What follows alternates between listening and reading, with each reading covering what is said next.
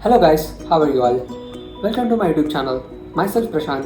I'm a second year MBBS student studying in KIMS Hubli. There's a lot of confusion among the people what type of mask you should wear in this coronavirus pandemic, and today we'll see what type of mask you should really need to wear in this ongoing pandemic. So without much wasting of time, let's get started.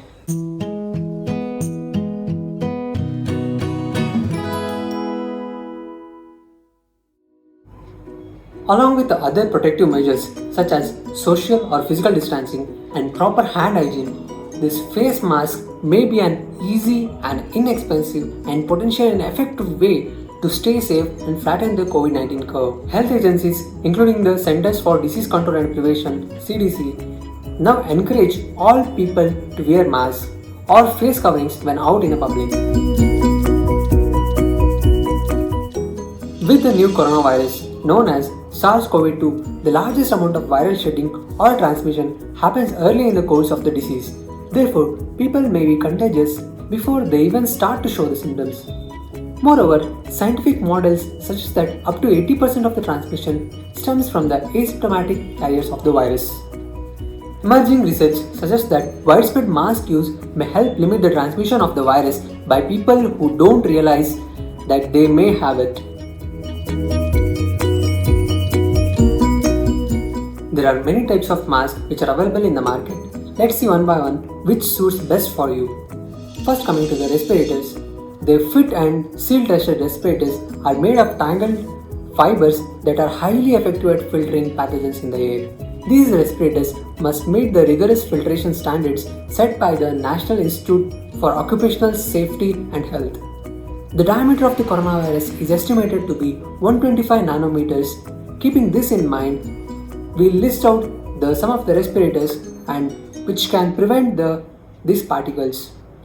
The certified N95 respirators can filter 95% of the particles that are 100 to 300 nanometer in size, and N99 respirators have the ability to filter 99% of these particles, and N100 respirators can filter 99.7% of these particles. Some of these respirators have valves that allow exhaled air to get out, making it easier for a user to breathe. However, the downside of this that other people are susceptible to the particles and the pathogens that are exhaled through these valves. Second one is surgical mask. There are various types of surgical masks. Typically, these disposable single-use masks are cut into a rectangular shape with plates that expand to cover your nose, mouth and jawline. They are composed of breathable synthetic fiber. Unlike the respirators, surgical face masks don't have to meet NIOSH filtration standards. They aren't required to form an airtight seal against the area of your face that they cover. How well surgical masks filter pathogens varies widely, with reports ranging from 10 to 90%. Despite differences in fit and filtration capacity, a randomized trial found that surgical face masks and N95 respirators reduced participant risk of various respiratory illnesses in similar ways. The third type is cloth mask. Do it yourself DIY cloth mask. These are less effective at protecting the wearer because most have gaps near the nose, cheeks and jaw where tiny droplets can be inhaled. Also, the fabric is often porous and can't keep out tiny droplets. Although cloth masks tend to be less effective than their medical grade counterparts, experimental results suggest that they are far better than no mask at all when worn and constructed properly.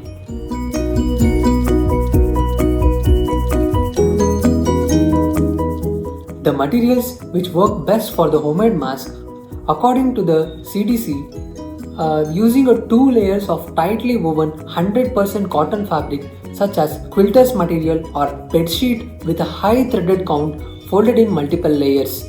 Thicker, high-grade cotton masks are usually better at filtering small particles. However, stay away from the materials that are too thick, such as vacuum cleaner bags and thick materials. In general, a bit of breathing resistance is expected when you're wearing a mask, that too cloth mask. materials that don't let any air through can make it hard to breathe. This can place a pressure on your heart and lungs, so be careful while choosing the material for your mask. Built-in filters in the homemade mask can boost the effectiveness of this face mask. Coffee filters, paper towels, and just about any other filter can help boost the protection.